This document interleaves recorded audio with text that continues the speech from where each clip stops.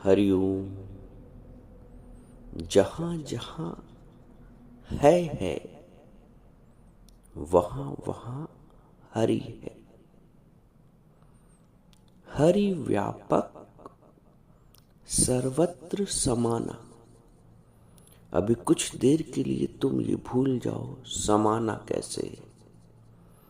पहले तुम इतना ही जान लो, हरि व्यापक है। ईश्वरा परमः कृष्ण सच्चिदानंद विग्रह। जो परम ईश्वर है वो कृष्ण है। ब्रह्म संहिता कहती है, ईश्वर परमः कृष्ण सच्चिद आनंद विग्रह। अनादिर आदिर गोविंदा सर्व कारण कारणम। जो परम तत्व है वो कृष्ण है। जो परम ईश्वर है वो कृष्ण है। ईश्वर परमः कृष्ण सच्चिदानंद विग्रह। एक विग्रह है सत्य का, चेतना का और आनंद का। जहां जहां है वहां वहां हरि है। सत्य सत्य ही है, असत्य कुछ है ही नहीं। सच्चिदानंद सत्य है, चेतन है, ईश्वर की विशेषताएं हैं। ब्रह्म व्यापक कैसे, पहले ये समझो। ब्रह्म सत्य है, ब्रह्म महाचेतन है और ब्रह्म महाआनंद है। इसको दूसरी तरफ से समझो। कृष्ण ही सत्य है, कृष्ण सत्य है, कृष्ण ही चेतन है, कृष्ण चेतन है और कृष्ण ही आनंद है।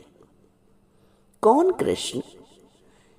किस कृष्ण की बात कही जा रही है?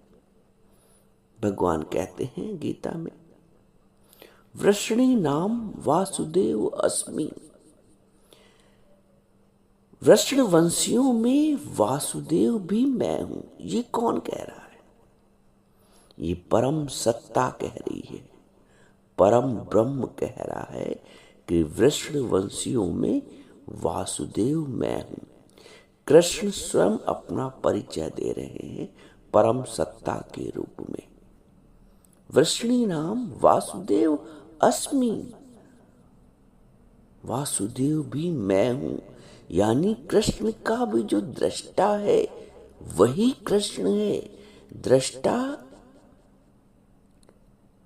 ही कृष्ण है, साक्षी ही कृष्ण है, चेतना ही कृष्ण है, आनंद ही कृष्ण है। कृष्ण कोई व्यक्ति नहीं है, कृष्ण परम सत्ता है। पांडवा नाम धनंजय, और पांडव में धनंजय भी मैं हूं। पहले भगवान एक जगह कह रहे हैं, वृषणी नाम वासुदेव अस्मि। वृषण वंशियों में वासुदेव मैं हूं। और एक जगह भगवान कह रहे हैं, पांडवा नाम धनंजय, और धनंजयों में पांडव मैं हूं।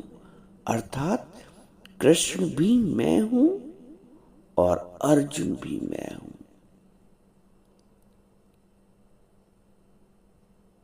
अश्वत्था सर्व वृक्षानाम। सर्व वृक्षों में पीपल मैं हूं। महिषा नाम भृगुर अस्मि, और ऋषियों में भृगु मैं हूं। ईश्वर हरि सर्वत्र व्यापक, समान रूप से तो है ही है। पहले तुम इसकी व्यापकता को समझो। गाय में भी मैं हूं तो दूध में भी मैं हूं, तो मक्खन में भी मैं हूं। व्यापकता को समझिए। हर श्रेष्ठ और हर निम्न चीज में मैं हूं। गाय भी मैं हूं, दूध भी मैं हूं, मक्खन भी मैं हूं, गोबर भी मैं हूं। गोबर से भी सृष्टि हो रही है। गोबर भी चेतना निहित रखे है अपने में, वहां से भी उत्पत्ति हो रही है। अहम बीज प्रदापिता। अक्सर लोग ये प्रश्न करते हैं कि पहले वृक्ष आया या पहले बीज, पहले सेब आया कि पहले सेब का बीज। जिसके लोग साधारण भाषा में ये बोलते हैं कि पहले मुर्गी आई या पहले अंडा। अरे वो सर्वशक्तिमान है। वो मुर्गी भी पहले मुर्गी के रूप में भी आ सकता है और अंडे के रूप में भी। वो वृक्ष के रूप में भी आ सकता है और बीज के रूप में भी। समस्त आरंभों का आरंभ मैं हूं। तुम क्यों दुविधा में आते हो? तुम क्यों संशय बुद्धि रखते हो? अहम बीज प्रदा पिता। मैं वो पिता हूं जो बीज के रूप में प्रकट हुआ हूं। आरंभ मैं हूं। ईश्वरा परमा कृष्ण सच्चिदानंद विग्रह। वो सच्चित आनंद का विग्रह है। अनादिर आदिर गोविंदा। ना अनादि है उसका, ना अंत है उसका, ना आदि है। वो अनादि है, वो अनंत है। ऐसा नहीं कि उसका प्रादुर्भाव हुआ है, वो स्वतः प्राकट्य है उसका। अनादिर आदिर। न आदि है, न अनादि है, न अंत है। वो अनंत है, वो अनादि है। अनादिर आदिर गोविंदा। सर्व कारण कारणम।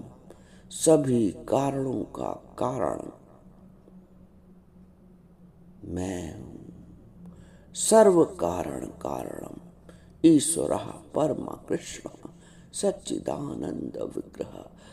ऐसा सर्वत्र अहम सर्वमयी सर्वमिदं प्रोतम। और क्या कहें भगवान, मयि सर्वमिदं प्रोतम। मैं ही सब जगह ओतप्रोत हूं। तुम कहते हो मुझे ईश्वर दिखता नहीं। ईश्वर कहते हैं मयि सर्वमिदं प्रोतम। मैं सर्वत्र ओतप्रोत हूं। मयि सर्वमिदं प्रोतम।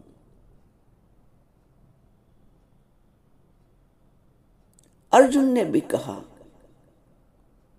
भगवान ने कहा, ना तू माम शक्य से दृष्टुम ने चक्षुषा। तुम मुझको इन चर्म की नेत्रों से नहीं देख सकते हो, संभव नहीं है। ना तू माम शक्य से दृष्टुम, यानी संभव नहीं है तुम इन दृष्टि से, इन चक्षुओं से मुझे देख पाओ। ना तू माम शक्य से दृष्टुम ने चक्षुषा। ना इन आंखों से तुम मुझे नहीं देख सकते हो, संभव नहीं है। आगे बोलते हैं, दिव्यम ददामि ते चक्षु पश्य में योग मैश्वरम। मैं तुम्हें दिव्य दृष्टि देता हूं अर्जुन। दिव्यम ददामि ते चक्षु, दिव्य चक्षु देता हूं तुम्हें। पश्य में योग मैश्वरम, देखो फिर मेरा स्वरूप, मेरा महायोगेश्वर स्वरूप तुम देखो।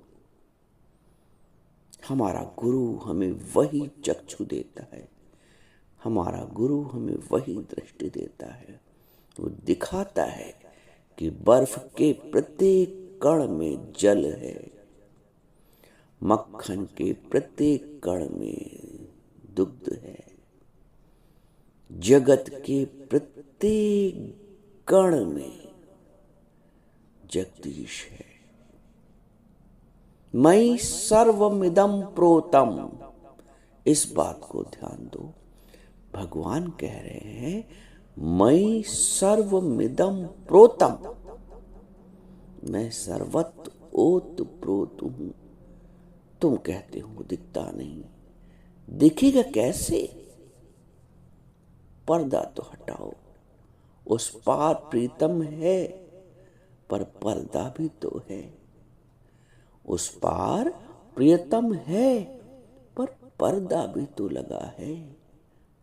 पर्दा हटने की देर है, पर्दा हटने की देर है, पर्दा हटने की देर है।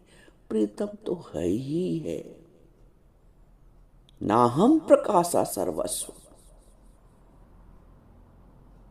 मैं हूं तो सर्वत्र, लेकिन प्रकट नहीं होता हूं सर्वत्र।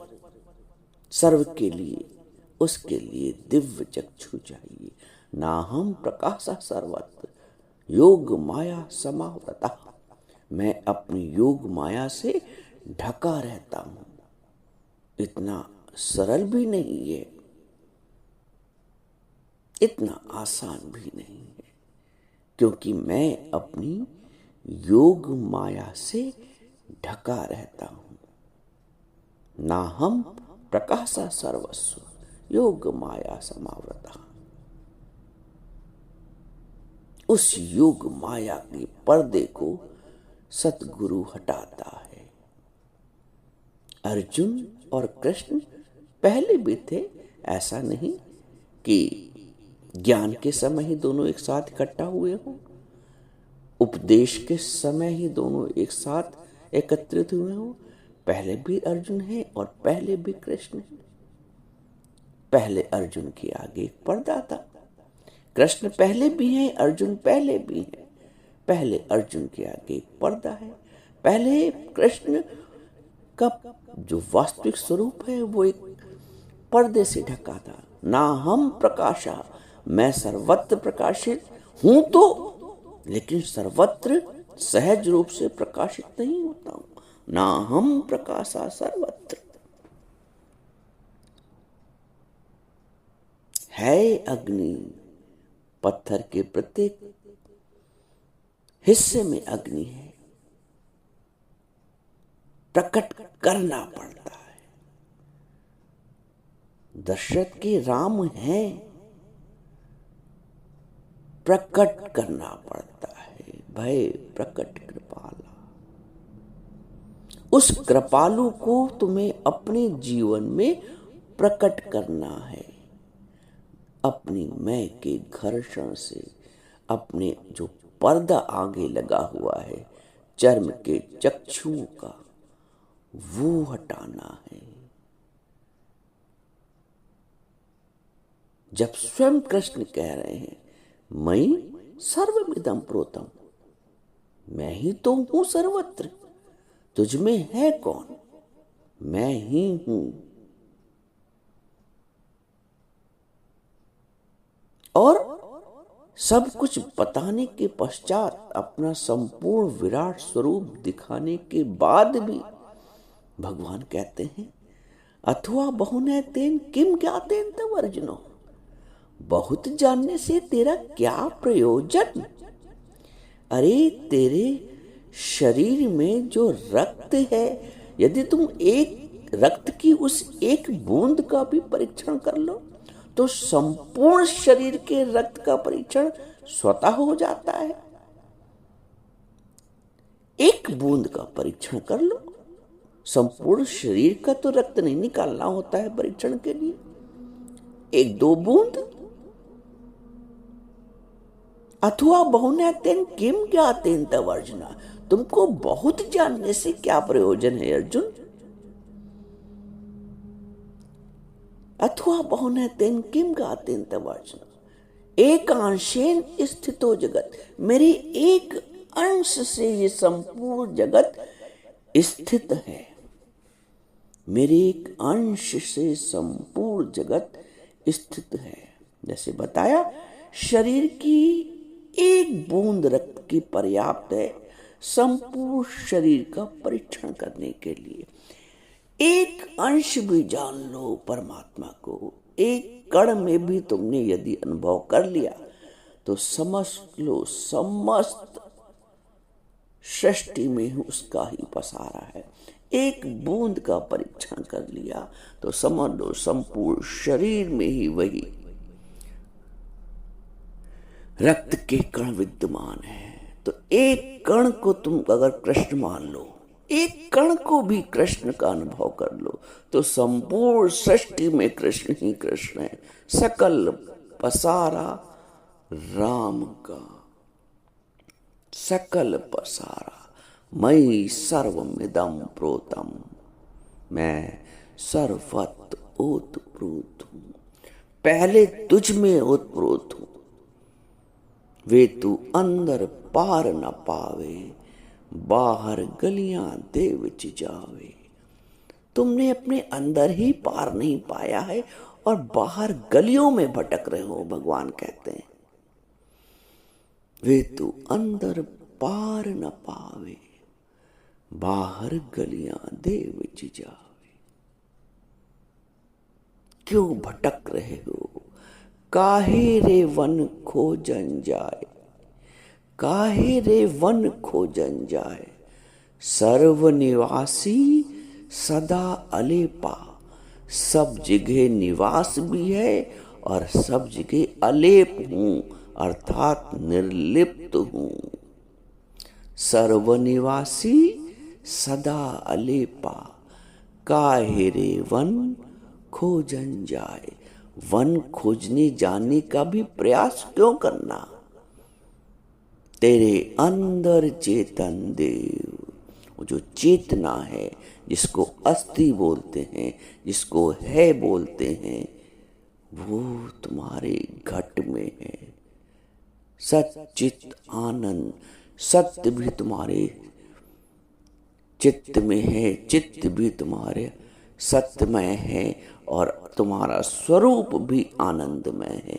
क्योंकि कृष्ण और तुम में तात्विक दृष्टि से कोई भेद नहीं है। पांडवा नाम धनंजया, अर्जुन ये मत समझे कि मैं अर्जुन हूं, अर्जुन भी मैं ही हूं। तुम ये मत समझो कि तुम हो, तुम भी मैं हूं। मैं अर्थात कृष्ण, मैं अर्थात वासुदेव। तुम ये मत समझो कि तुम्हारी कोई पृथक सत्ता है। तुम ये मत समझो कि तुम्हारी कोई अपनी पृथक सत्ता है। तुम भी मैं हूं, मैं वासुदेव कृष्ण। तुम्हें प्रकट करना है, तुम्हें वो पर्दा हटाना है, तुम्हें वो उस दर्पण को स्वच्छ करना है। तुम भी हो, दर्पण भी है। दर्पण पे धूल आ गई है। धूल आने के कारण तुम्हें अपना प्रतिबिंब दर्पण में नहीं दिखता है। जैसे ही धूल को साफ किया, दर्पण में अपना स्वरूप दिख गया, मेरा सच्चित आनंद रूप। कोई कोई जाने रे, कोई विरला जानता है।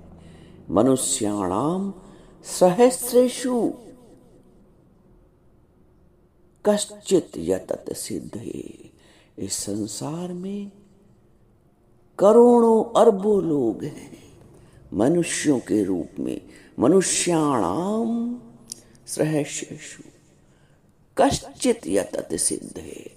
कुछ लोग ही प्रयास करते हैं उस सत्य को जानने का। कश्चित यतत सिद्धे यतताम अपि सिद्धानाम। और जो यतन भी करते हैं उनमें से भी कुछ लोग मुझे तत्व से जान पाते हैं। भगवान कहते हैं कश्चिन माम वेत्ति माने जानना, कश्चिन माने कुछ लोग ही, यतन कर। देखो पहले ये कहते हैं कि करोड़ों में से कुछ लोग यतन करते हैं मुझे जानने का। फिर दूसरी पंक्ति में कहते हैं उन यतन करने वालों में भी कुछ ही लोग मुझे तत्व से जानत हैं। कुछ ही लोग मुझे तत्व से जानते हैं। जानत तुम्हीं, और जो जान जाते हैं वो मेरा ही स्वरूप हो जाते हैं। जानत तुम्हीं, तुम्हीं हुई जाई। तुम इतने वर्षों से पूजा तो कर रहे हो, पाया क्यों नहीं तुमने? प्रश्न तो ये बनता है। पूजा इतने वर्षों से, कोई 60 वर्षों से, कोई 50 वर्षों से, कोई 65 वर्षों से, कोई 40 वर्षों से, पूजा इतने वर्षों से किया, पाया क्यों नहीं? एक प्रश्न अपने आप से पूछो। पाया इसलिए नहीं क्योंकि वो जो पर्दा है, वो जो योग माया है, योग माया समावृता, योग माया के आवरण से ढका हूं मैं। ना हम प्रकाशा सर्वस्व, मैं ऐसे नहीं सर्वत्र हूं तो, लेकिन ऐसे नहीं प्रकट हो जाता हूं। कृष्ण के प्राकट्य के लिए जीवन में एक गुरु आता है।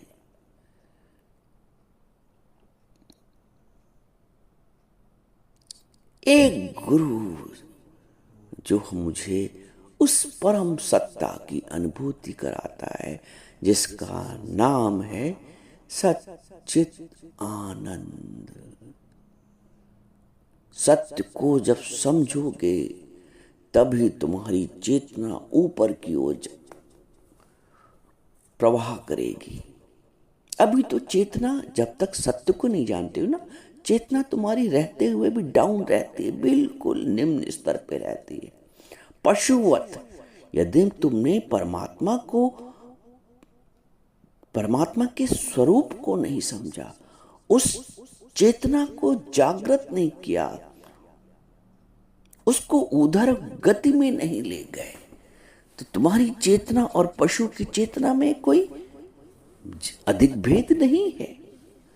मनुष्य हो इसलिए तुम्हें अपनी उस चेतना को, इसलिए 7 चक्र हैं मूलाधार से लेकर सहस्त्रार तक, ये मनुष्य के लिए किए गए ना, चक्र बने हैं ना। हमें उन चेतनाओं के स्तर को, उस चेतना के स्तर को ऊर्ध्व गति में ले जाना होता है। जो नीचे के चक्र हैं, नीचे के कोश हैं, अन्नमय मनमय कोश, यहां तो पशु भी पड़ा है। तुम्हें अपनी चेतना को जागृत करना है और ऊर्ध्व गति में ले जाना है, ऊपर की ओर उठाना है अपनी चेतना को। कब उठेगी चेतना ऊपर की ओर? देह भाव में, शरीर भाव में, संबंध भाव में, स्वार्थ के भाव में? अरे नहीं भाई, चेतना का विकास सत्य के भाव में होता है, आत्म के भाव में होता है। देह के भाव में कभी भी चेतना को तुम जागृत नहीं कर सकते हो जब तक अपने आत्म स्वरूप को नहीं जानोगे।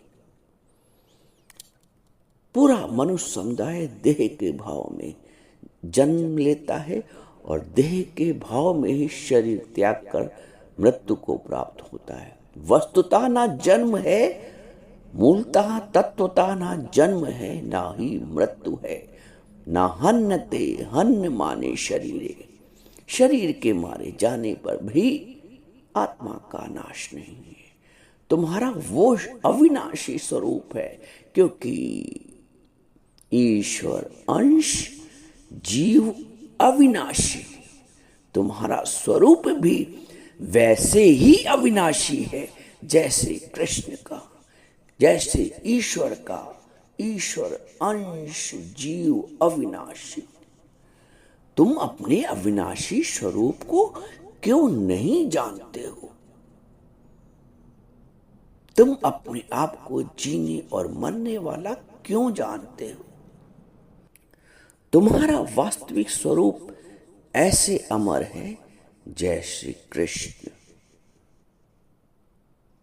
कपड़े तो बहुत फट जाएंगे, बहुत फट चुके होंगे, वस्त्रों का तो ध्यान भी नहीं होगा। तुमने कितने वस्त्र अब तक, कितने परिधान बदले हैं, कितने वस्त्र, कितनी कमीजें, कितने पैंट, कितनी साड़ियां तुमने अब तक पहनी हैं, बदली हैं, परिवर्तित की गई, फट गई हैं, नई आई हैं, तुम्हें ध्यान भी नहीं है।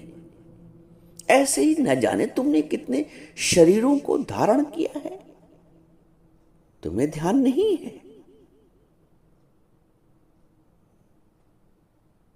तुम सत्य स्वरूप सदैव एक से रहे हो। तुम्हारा जो चेतना का स्वरूप है, तुम्हारा जो आत्म स्वरूप है, शरीरों को न जाने कितने परिवर्तन तुम पहले से कर चुके हो।